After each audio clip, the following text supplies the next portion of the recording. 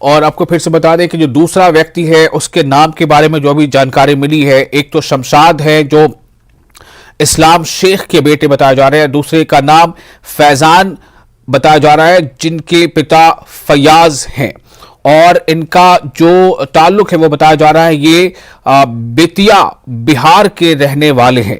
तो ये जानकारी हमें अभी और मिल गई है, जो जम्मू कश्मीर पुलिस के सूत्रों से जानकारी जो हमें मिली, पुलिस ने जो बताया है कि दो व्यक्ति हैं, इन दो में से एक का नाम शमशाद है, पिता इस्लाम शेख, दूसरा व्यक्ति जो घायल हुआ उसका नाम फैजान कासरी बताया जा रहा है, पिता फयाज कादरी।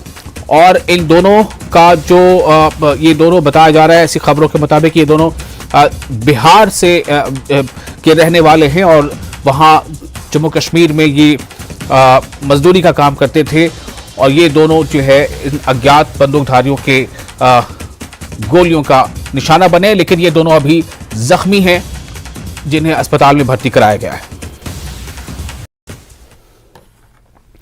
और बुलेटिन में आगे बढ़ेंगे। इस वक्त एक और अहम खबर है कि बीजेपी जम्मू कश्मीर के जनरल सेक्रेटरी विबोध गुप्ता ने बताया है कि केंद्रीय गृह मंत्री अमित शाह 1 अक्टूबर को राजौरी का दौरा करेंगे और अमित शाह राजौरी में रैली में खिताब करेंगे।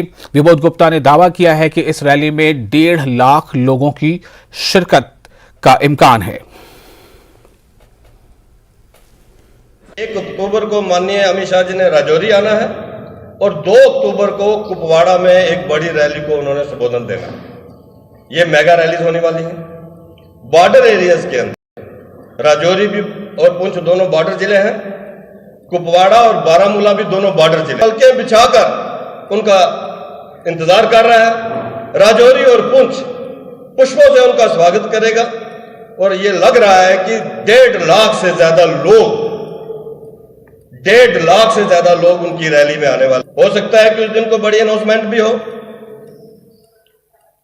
क्योंकि जम्मू कश्मीर के अंदर बहुत ऐसे मुद्दे हैं जिनका हल होना अभी बड़ा जरूरी है।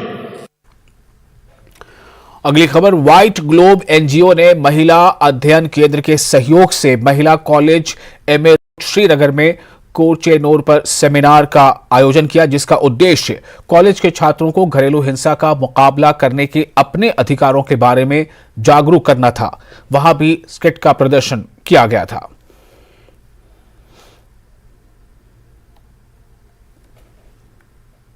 अपने राइट्स के बारे में ज़्यादा अवेयरनेस नहीं है, तो इस कॉलेज में विमेन स्टडीज़ सेंटर अक्सर ये प्रोग्राम्स मुनक़िद करते रहते हैं, लेकिन आज इस प्रोग्राम का मेन फोकस जो होगा that is awareness about the rights of women.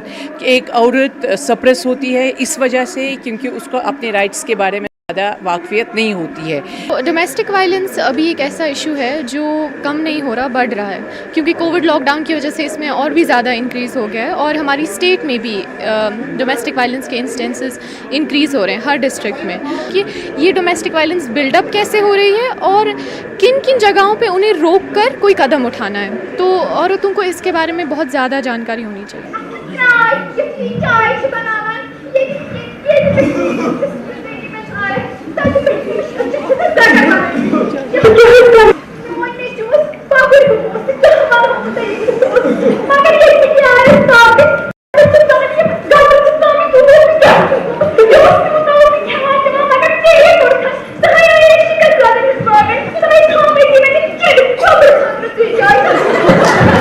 पिछले 2 साल में कश्मीर में डोमेस्टिक वायलेंस का जो नंबर है वो 40% इंक्रीज़ हुआ है।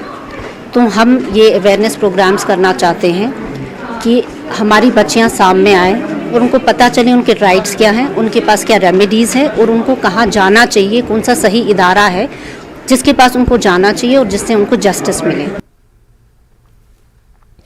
District employment and counselling centre